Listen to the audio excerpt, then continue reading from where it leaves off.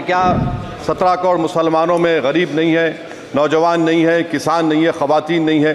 वतन अजीज़ में सबसे गरीब मुसलमान है।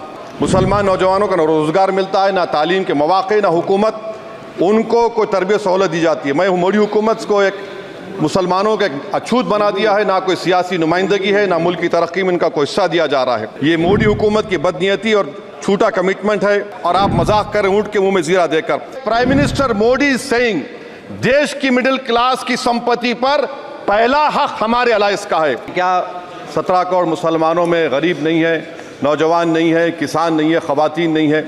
वतन अजीज़ में सबसे गरीब मुसलमान है।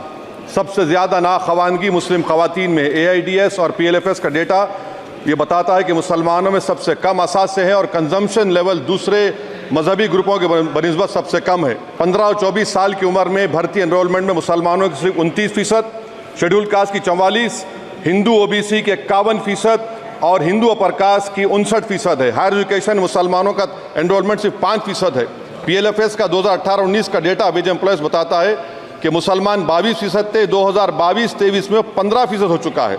सेल्फ एम्प्लॉयमेंट में मुसलमान हिंदू सिख से ज़्यादा 58.4% है। रेगुलर वेज एम्प्लॉयमेंट में सबसे कम मुसलमान है 15% और कैजुअल लेबर में सबसे ज़्यादा मुसलमान 26% है। तो मुसलमानों का शेयर रेगुलर एम्प्लॉयमेंट में लॉस हो रहा है एम्प्लॉयमेंट का।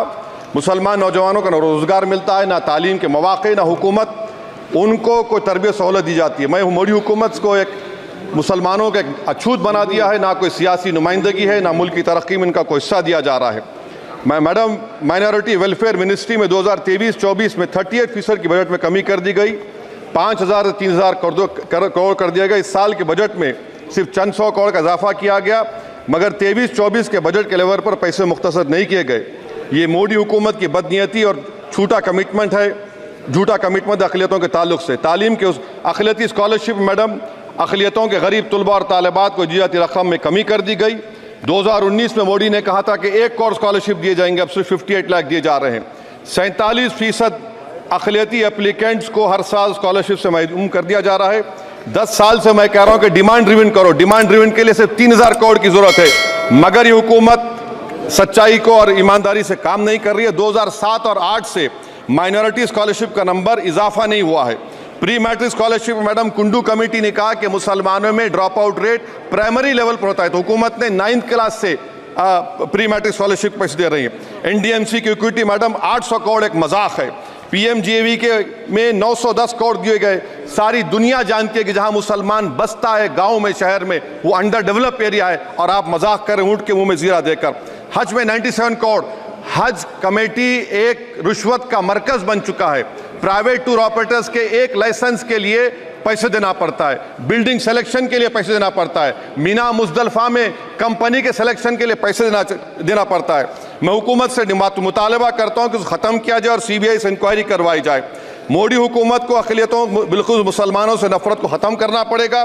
मुसलमानों को उनका दस्तूरी हक मिलना चाहिए। आप कैसे विकसित भारत बनाएंगे अगर 17 करोड़ मुसलमान नफरत करेंगे?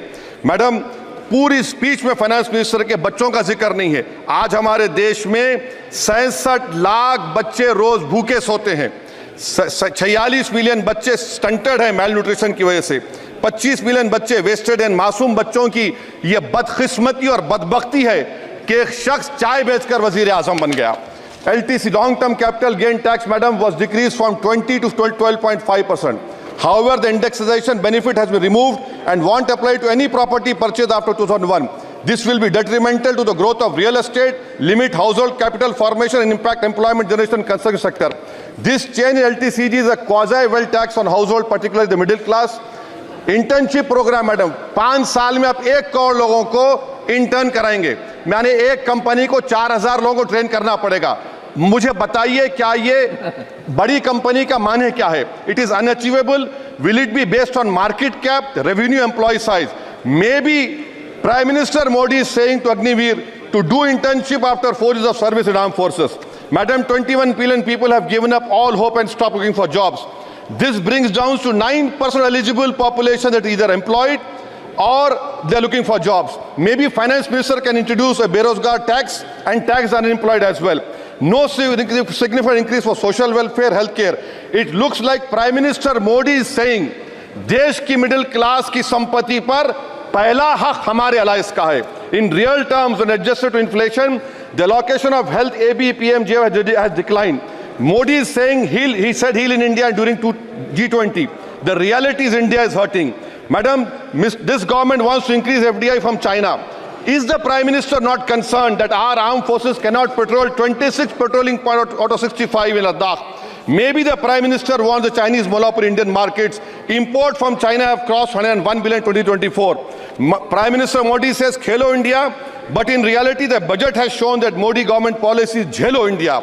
गरीब, middle class, farming, city dwellers, men and women सब मोदी को झेल रहे हैं। Madam, in the current financial year in February 5th, 15,993 MSMEs have been closed. Total MSCs closed have 35,680. Andhra Pradesh bifurcation. This parliament passed a law. For last 10 years, Modi government has shown their intellectual dishonesty in not giving ITR, IIM, Bayaram Steel Factory, Railway ko Khazipet, recognition of Palmaru as National Irrigation Project. This shows intellectual dishonesty of this government.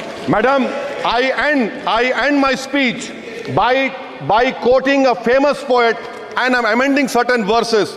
133 crore इंसानों, जिंदगी से बेगानों, सिर्फ हुक्मरानों ने हक तुम्हारा छीना है।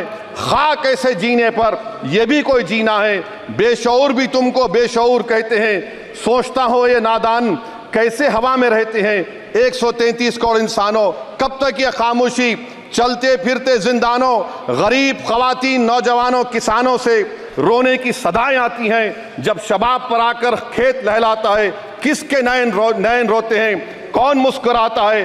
काश तुम भी समझो, काश तुम भी जानो किस कदर भयानक है जुल्म का ये ढब। देखो रख से आतिश आहन देखते ही जाओगे, होश में ना आओगे। और अनएम्प्लॉयमेंट पर अभी बोला गया नौकरियां दे रहे हैं, तो शायर ने इनके बारे में अच्छा कहा कि फूल शाखों पर खिलने लगे तुम कहो, जाम जिंदों को मिलने लगे तुम कहो, चाक सीनों के सिलने लगे तुम कहो। इस खुली झूठ को, जहन की लूट को मैं नहीं मानता, मैं नहीं जानता।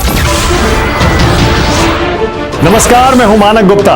अगर आपको हमारा ये वीडियो पसंद आया हो तो इसे लाइक और शेयर जरूर करें, और हां, हमें सब्सक्राइब और फॉलो करना ना भूलें ताकि आप देश और दुनिया की कोई खबर मिस ना करें। तो जुड़े रहिए हमारे साथ और देखते रहिए News 24।